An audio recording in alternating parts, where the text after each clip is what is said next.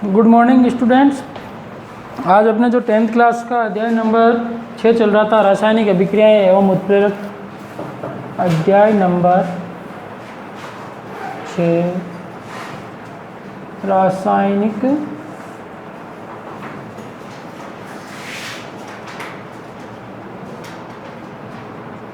अभिक्रियाएं एवं उत्प्रेरक।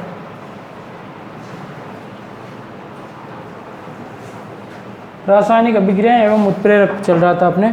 इसके अंदर अपन ने 3-4 अभिक्रियाएं पढ़ ली, संयुग्मन अभिक्रिया पढ़ ली, फिर अपन ने इसके बाद में विस्थापन अभिक्रिया पढ़ी, फिर उसके बाद में द्विव विस्थापन अभिक्रिया पढ़ी, फिर उसके बाद में अपन ने अपघटन अभिक्रिया पिछली क्लास तक कंप्लीट कर ली, है ना।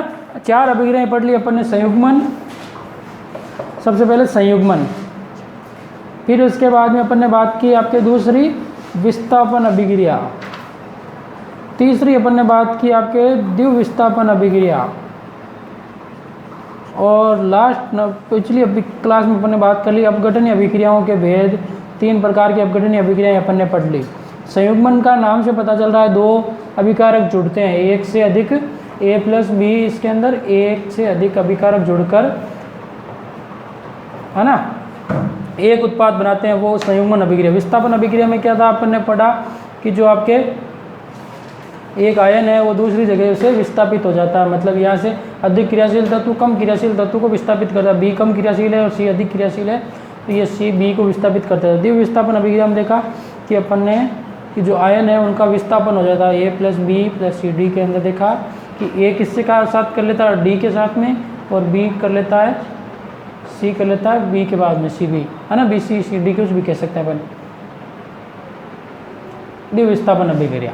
और अपघटनीय अभिक्रिया के अंदर देखा कि अब किसके अंदर, या तो विद्युत धारा के द्वारा उपस्थिति में अपघटन होना, विद्युत धारा की उपस्थिति में, या फिर ऊष्मा की उपस्थिति में ऊष्मीय अपघटन, और तीसरा अपन ने देखा प्रकाश के द्वारा प्रकाशीय अपघटन। आई बात समझ। ये 3 प्रकार की विधियां देखी। विद्युत धारा प्रवाहित करने पर अपघटन होना, ऊष्मीय धारा पर, ऊष्मा मतलब गर्म करने पर अपघटन होना, और प्रकाश, सूर्य के प्रकाश की उपस्थिति में अपघटन होना। ये अपन ने 4 प्रकार की अभिक्रियाएं पढ़ी। आज अपन 5वीं अभिक्रिया शुरू करते हैं, तीव्र एवं मंद अभिक्रिया। आई बात समझ में, तीव्र एवं मंद अभिक्रिया।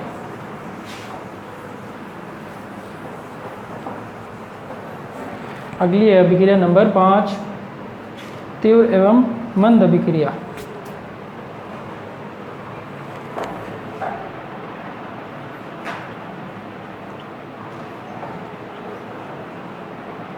तीव्र एवं मंद अभिक्रिया। तीव्र एवं मंद अभिक्रिया, इसके अंदर नाम से पता चल रहा है ये भी कि ये अभिक्रिया क्या वेग के आधार पर परिवर्तन है। इसके अंदर तीव्र एवं मंद मतलब जो अभिक्रिया, तीव्र का मतलब तेज गति से, फास्ट रिएक्शन, मंद का मतलब स्लो रिएक्शन। आई बात समझ में। जो तेज गति से होती है वो तीव्र अभिक्रिया, जो मंद गति से होती है वो मंद अभिक्रिया। सिंपल सी बात है। तो पहले अपन तीव्र अभिक्रिया के बारे में पढ़ते हैं कि वे अभिक्रियाएं, इसके अंदर आप लिखो तीव्र अभिक्रिया।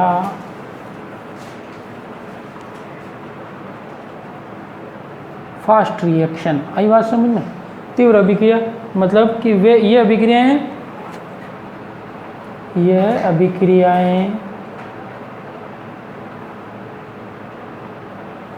अभिक्रियाएं क्या होती है, अभिकारकों को मिलाने पर, अभिकारकों को मिलाने पर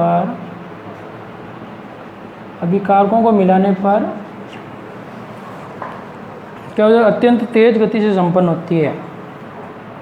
अभिकारकों को मिलाने पर क्या होती है, अत्यंत तेज गति से संपन्न होती है। मतलब कि इसके अंदर क्या होती है, अभिकारक मिलाने पर क्या होगी, है अत्यंत तेज गति से संपन्न होती है। इन्हें अपन क्या कहते हैं, तीव्र अभिक्रियाएं कहते हैं। आई बात समझ। जैसे अपन एग्जाम्पल की बात करें इसके अंदर, तो जैसे NaOH प्लस HCl, इन दोनों को अपन मिलाएंगे तो ये अभिक्रिया क्या होगी, बहुत तेजी। दोनों क्या है आपके, ये प्रबल अम्ल हैं। आई बात समझ में। दोनों क्या हैं आपके, ये प्रबल अम्ल हैं। ये प्रबल क्षार है और ये प्रबल अम्ल है, सॉरी, एक प्रबल क्षार है और एक क्या है, प्रबल अम्ल है। तो दोनों की अभिक्रिया क्या होगी, बहुत तीव्र गति से होगी। इन दोनों को अपन मिक्स करेंगे। तो अपन ने पढ़ा, ये कौन सी अभिक्रिया के अंदर पढ़ा था, उदासीनीकरण अभिक्रिया के अंदर, कि NaCl और जल बनता है इसके अंदर। तो ये क्या होती है, लगभग 10 की पावर -10 सेकंड में संपन्न हो जाती है, इतनी तेज गति से चलती है। आई बात समझ में, प्रबल अम्ल और प्रबल क्षार के मध्य अभिक्रिया। तो ये बहुत ही तेज गति से क्या होती है, आपके संपन्न होती है।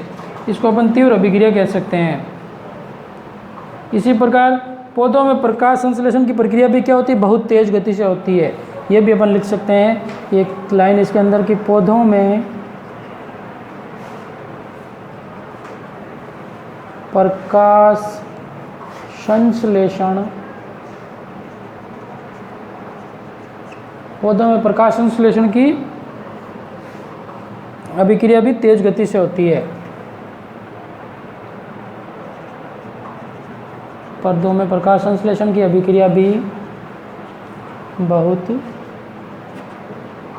तेज गति से होती है। आई बात समझ में। और बात करें अपन तो इसके अंदर एक एग्जांपल और लिख सकते हैं, जैसे अब सिल्वर नाइट्रेट की अभिक्रिया अपन करवाएं किसके साथ में, आपके HCl के साथ में प्रबल अम्ल की अभिक्रिया प्रबल अम्ल से करवाएं, तो भी इसके अंदर क्या होता है, AgCl के एक श्वेत अवक्षेप बनता है और इसके अलावा और बनता है इसके अंदर आपके HNO3 नाइट्रिक अम्ल बनता है। आई बात समझ में। तो इस प्रकार से ये आपके श्वेत अवक्षेप, श्वेत अवक्षेप का मतलब क्या, श्वेत रंग की पिपेटी बन जाती है, इसके ऊपर श्वेत रंग का ऊपर परत बन जाती है, श्वेत अवक्षेप देती है ये। इसके अलावा एक नीचे छोटी सी परिभाषा और लिखें आप, अर्ध आयु काल। अर्ध आयु काल, अर्ध आयु काल के अंदर अपन लिखो अभिकारकों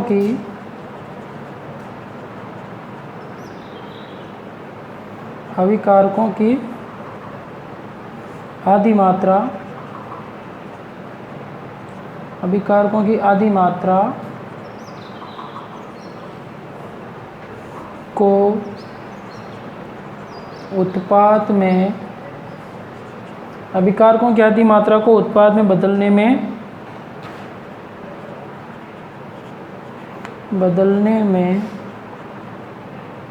लगा समय, अभिकारकों की आदि मात्रा को उत्पाद में बदलने में लगा समय उस अभिक्रिया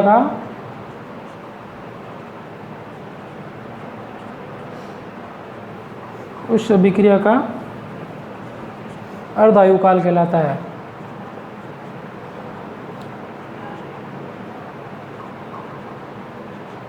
उस अभिक्रिया का अर्ध आयु काल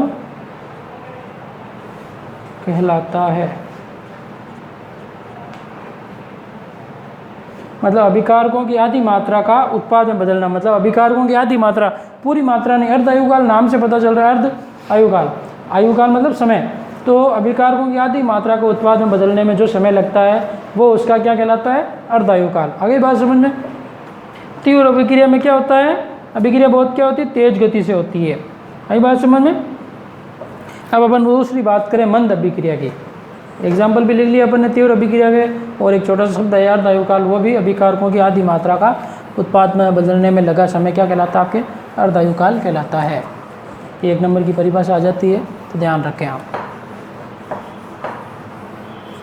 और प्रकाश संश्लेषण की क्रिया भी क्या है, कौन सी अभिक्रिया है, तीव्र अभिक्रिया है। ठीक है। अब बात करें अपन मंद अभिक्रिया की। तो मंद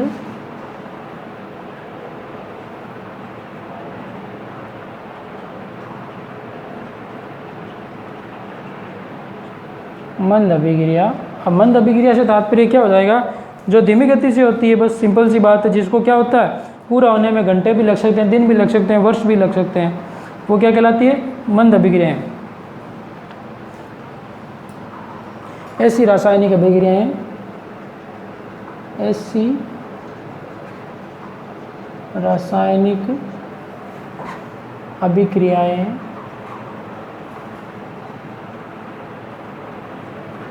ऐसी रासायनिक अभिक्रियाएं जिनको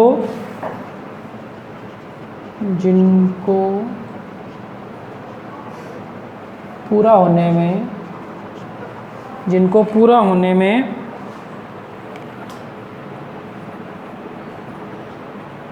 में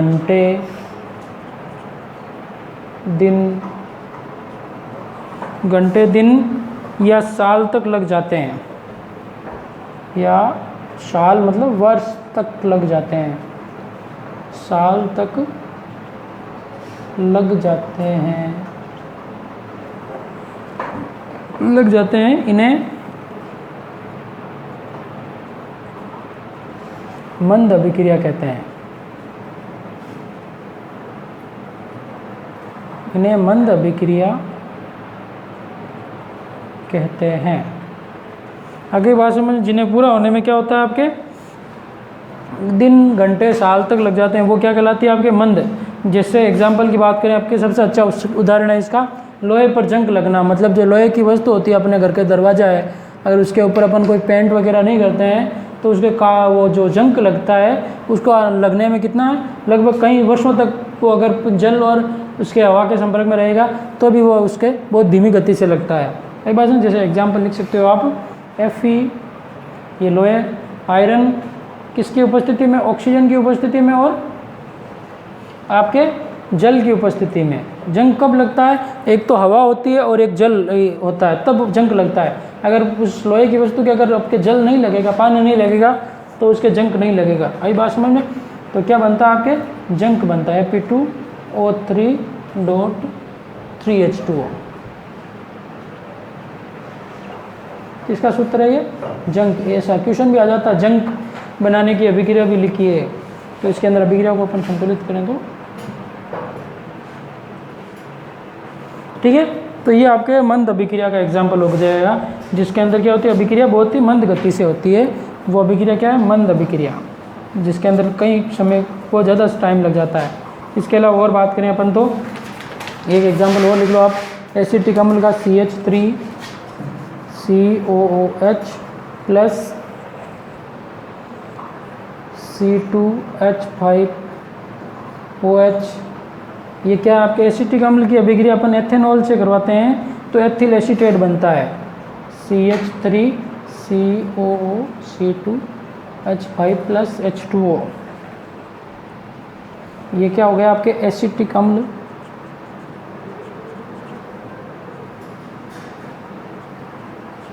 ये आपके एथेनॉल और ये आपके एथिल एसीटेट। आगे बात समझ में, एसिटिक अम्ल की अभिक्रिया अपन करवाएं एथेनॉल से तो एथिल एसीटेट बनता है। आगे बात समझ में, ये आपके मंद अभिक्रिया का एग्जाम्पल हो गया।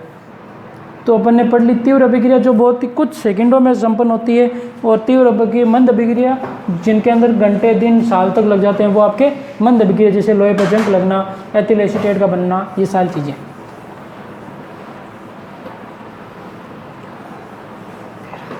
अब बात करें अपन इसके आगे, जिसके अंदर उत्क्रमणीय और अनुत्क्रमणीय अभिक्रिया। ये तो हो गई तीव्र और मंद अभिक्रिया, 5 प्रकार की अभिक्रिया पढ़ ली।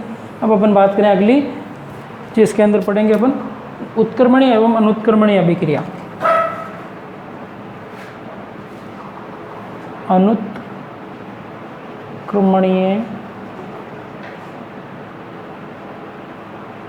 एवं उत्क्रमणीय।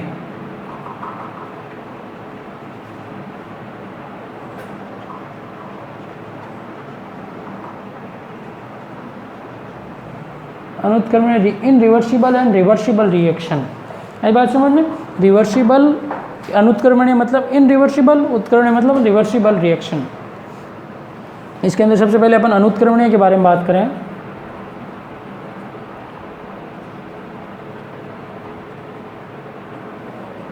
अनुत्क्रमणीय अभिक्रियाएं,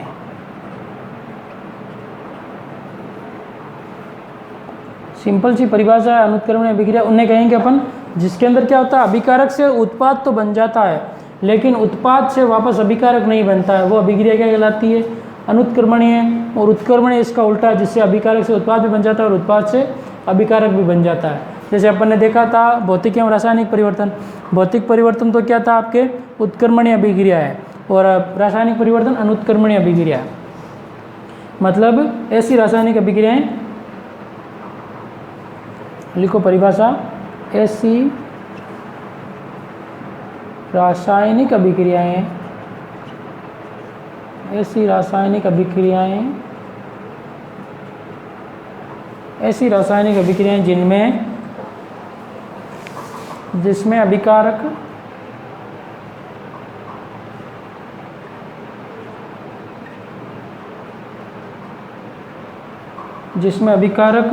क्रिया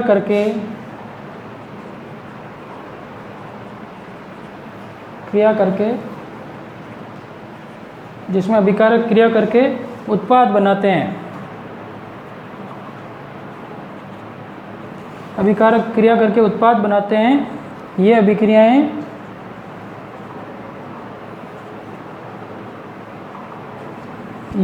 क्या होती है? एक ही दिशा में होती है। एक ही दिशा में ये अभिक्रियाएं एक ही दिशा में होती है। वो क्या कहलाती है आपके? अनुत्क्रमणीय अभिक्रियाएं कहलाती है। अनुत्क्रमणीय अभिक्रियाएं कहलाती है। आई बात समझ में? मतलब अभिकारक से उत्पाद बन जाता है, लेकिन उत्पाद से वापस अभिकारक नहीं बनता है। इसे अपन अनुत्क्रमणीय अभिक्रियाएं कहते हैं। अनुत्क्रमणीय का मतलब क्या हो गया कि जिसके अंदर आपके, अनुत्क्रमणीय का मतलब एक ही दिशा में चले, जिसके अंदर तीर का निशान, इसके अंदर अपन ऐसा लगाते हैं। ये बात, तीर का निशान क्या लगाते हैं अपन? इस प्रकार का चिन्ह लगाते हैं। जैसे क्या बनता है आपके C+O2 CO2, कार्बन से कोयले को जलाने पर कार्बन डाइऑक्साइड बनती है। कार्बन डाइऑक्साइड से वापस क्या नहीं बनता है? कोयला नहीं बनता है। उसी प्रकार एक एग्जाम्पल और लिख लो आप, मेथेन की अभिक्रिया, CH4 मेथेन की अभिक्रिया अपन ऑक्सीजन से करवाए हैं तो क्या बनेगा आपके? कार्बन डाइऑक्साइड और जल बनेगा। अभिक्रिया को संतुलित कर लेते हैं। आई बात समझे? तो आपके क्या बनेगा? कार्बन डाइऑक्साइड और जल बनेगा, और इनसे वापस क्या नहीं बनता आपके? वो एक ही दिशा में संपन्न होती है। आई बात में सिंपल सी बात ये ध्यान रख लेना आप इसके अंदर कि इसके अंदर तीर का निशान ये होता है अनुत्क्रमणीय अभिक्रिया के अंदर, जिसके अंदर अभिक्रियाएं हमेशा क्या होती है? एक ही दिशा में संपन्न होती है। वो क्या कहलाती है आपके? उत्क्रमणीय अभिक्रियाएं, अनुत्क्रमणीय अभिक्रियाएं। और जिसके अंदर उत्पाद वापस क्या बनता है आपके? बन जाता अभिकारक। दूसरी देखो इसके अंदर, उत्क्रमणीय के अंदर, उत्क्रमणीय अभिक्रियाएं। उत्क्रमणीय अभिक्रियाएं किन्हें कहेंगे? जैसे ऐसी अभिक्रियाएं,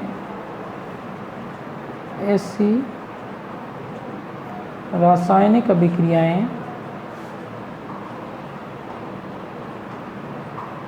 ऐसी रासायनिक अभिक्रियाएं जिसमें अभिकारक से उत्पाद बनते हैं, जिसमें अभिकारक से उत्पाद बनते हैं,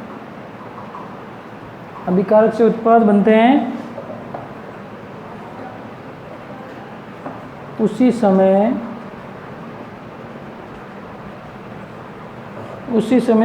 उन्हीं परिस्थितियों में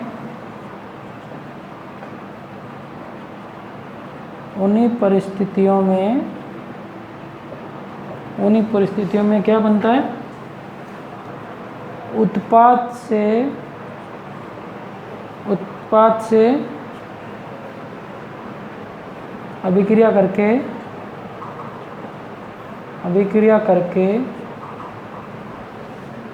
अभिकारकों का निर्माण होता है। अभिकारकों का निर्माण होता है।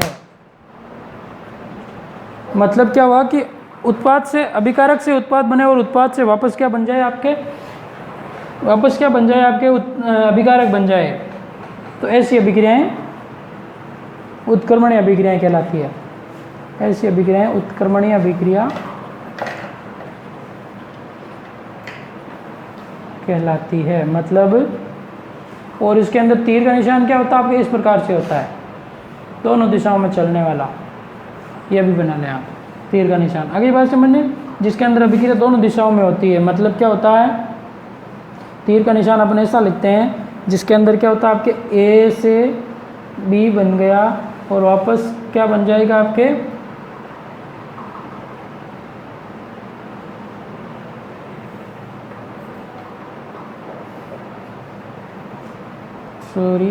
एक मिनट। जैसे कोई भी उत्पाद बनता है इसके अंदर, जैसे आपके नाइट्रोजन से क्या बनता है आपके, हाइड्रोजन की अभिक्रिया करवाएं तो अमोनिया बनता है। क्या बनता है, अमोनिया, NH3 बनता है। यही बात समझ में। और वापस अमोनिया को अपन उसी परिस्थिति में रखें तो ये इस प्रकार से बन जाता है। तो ये अभिक्रिया क्या कहलाती है आपके, उत्क्रमणीय अभिक्रियाएं। अगली बात समझ में, अनुत्क्रमणीय और उत्क्रमणीय अभिक्रिया की एग्जाम्पल होगी। इसके लिए ये तीर का निशान काम में लेते हैं, उसके लिए अपन एक तीर का निशान काम में लेते हैं। ये तो हो गई आपके उत्क्रमणीय और अनुत्क्रमणीय अभिक्रियाएं।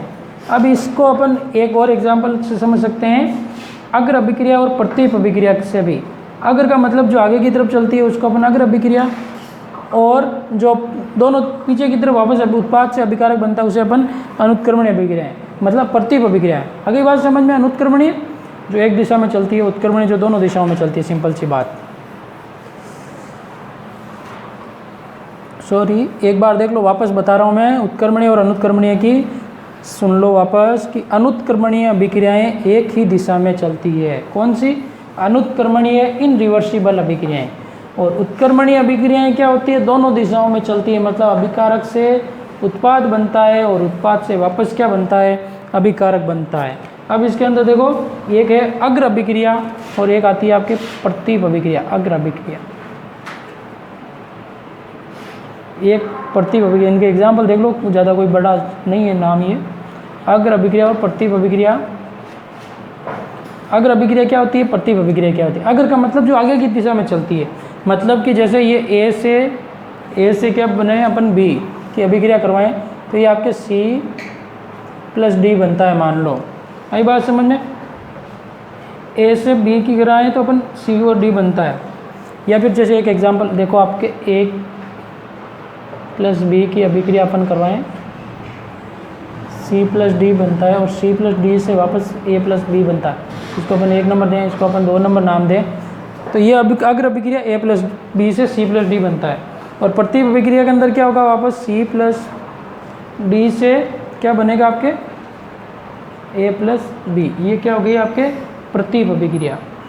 यही बात समझ। अग्र का मतलब तो क्या हो गया, ये देखो ऊपर वाली अभिक्रिया तो क्या हो गई, 1 नंबर तो क्या हो गई आपके अग्र अभिक्रिया, और 2 नंबर क्या हो गई आपके प्रतीप अभिक्रिया। A+B से C+D बन रहा है और C+D से वापस। अग्र का मतलब है सिंपल सी बात, इस दिशा में चलती है वो आपके अगर भैया वापस ये हो गई आपके अग्र अभिक्रिया, और ये आपके प्रतीप अभिक्रिया।